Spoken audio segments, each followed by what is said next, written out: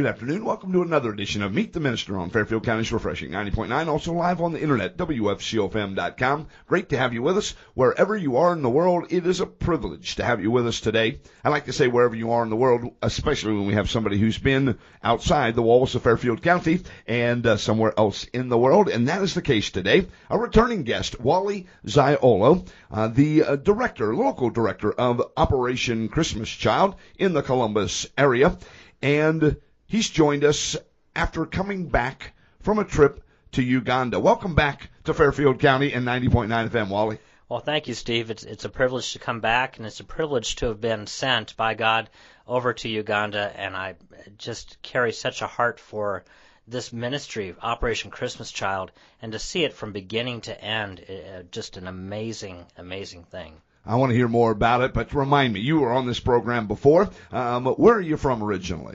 Well, I was pretty much raised in the Denver area, Denver, Colorado, and people say I talk funny because I'm from Denver. Well, and we talk funny because we're not from Denver, right? Yeah. Right. Everything revolves around Denver, but now it's revolving around Uganda as well. Yeah, wonderful. And you're married, is that right? I am married. I have a wonderful wife, Jen, who is also my partner in ministry, and we share the same passion for children across the world through Operation Christmas Child.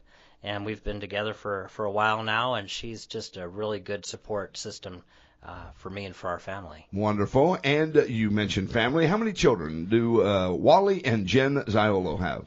Well, we have 6 children, and God has blessed us with having an inkling for another child that we met in Uganda, and he would love to be a part of our family as well. 7, a perfect number. That sounds pretty good right there. You know, what's one more? God's number. Yeah, there you go. Nothing wrong with that at all, coming from a guy who adopted a young man from the continent of Africa. So I can certainly appreciate your desire to do that. How did you come to know Christ as your Savior? Oh, well, I've always known God, and I just, in the last, I'd say 6 or 7 years, actually had a relationship with His Son, Jesus Christ.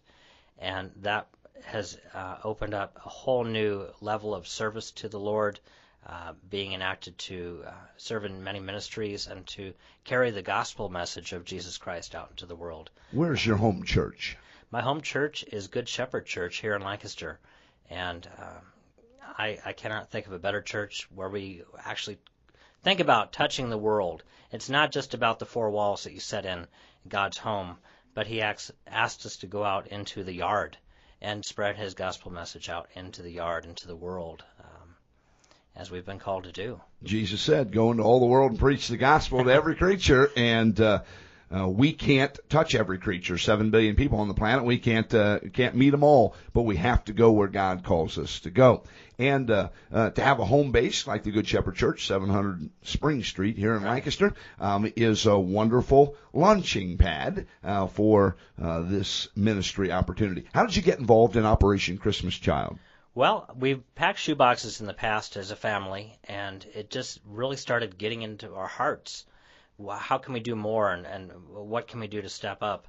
And God called me to join the ministry as a year-round volunteer. I actually stepped into a role for the community relations team, and I was the coordinator for that very shortly, until He laid upon my heart that I would become the area coordinator over Columbus, which is 6 counties, including the Columbus area. And I stepped into that role. I'm in my 2nd year now. And in that calling, usually they try to get one of the area coordinators out into a distribution out in the world. And I was lucky enough to be chosen to go to Uganda in May, so I just got back from that. And what an incredible journey and opportunity to see Christ at work. Certainly so. If you're just joining us, this is the Meet the Minister program. I'm your host, Steve Rauch, talking with Wally Zaiolo. He's the Columbus area coordinator for Operation Christmas Child, working right out of Fairfield County here. Now, talk to me about how you were selected or chosen to go on this trip to Uganda. Well, there were 80 people. Of that number, there were some area coordinators who are year-round volunteers. There was also staff from Samaritan's Purse that went on this great journey out into the world. And we typically see that area coordinators that are in their 1st or 2nd year are invited to go on a distribution, because there's such a wealth of information to come bring back to your team, to your region, and let them know that Jesus is alive. He truly is alive, and he's moving, and he's working in the world. And he's touching the hearts of children through Operation Christmas Child, through the Shoebox Ministry. And he's not only touching the lives of children, but their family and their community. And I would say even their nation by these simple shoeboxes. It's a powerful, powerful thing. How long has Uganda been receiving shoeboxes? Well, they've been receiving them since 1996, and they've received over 791,000 shoeboxes in that time. And this year alone, 2012, they're going to be receiving approximately 22,400 shoeboxes. And if you think about God math, I love to talk about God math because he takes one and turns it into a phenomenal number. One shoebox could impact the heart of a child and can be shared to the family, community, and again, his entire nation. Maybe the world. Yeah, powerful, powerful stuff. And when you were there, May the 21st through the 26th, how many shoeboxes were you able to distribute? Well, we went on a total of 6 different distributions, my team alone. And with the team that was there assembled in Uganda, we touched 42 different churches or organizations. And in each of those, I would say approximately 150 children were impacted at each distribution. So about 6,000 children, a rough estimate, had received a shoebox and the message of Jesus Christ. So you're thinking 6,000 children, which represents families, which, I'm guessing in Uganda, probably a little larger family than maybe the 2.5 children we have here in the U.S. Right. And so that 6,000 is really multiplied 5 or 6 or 7 times over. And that's, again, God math. God shares his message to whoever will listen and whoever's heart is open to it. And we saw the children leaving these schools and the churches where the distribution happened, going home to share that great love that Jesus Christ put into a box for them. Wonderful, wonderful stuff. Now, what is in this box, the Samaritan's Purse shoebox?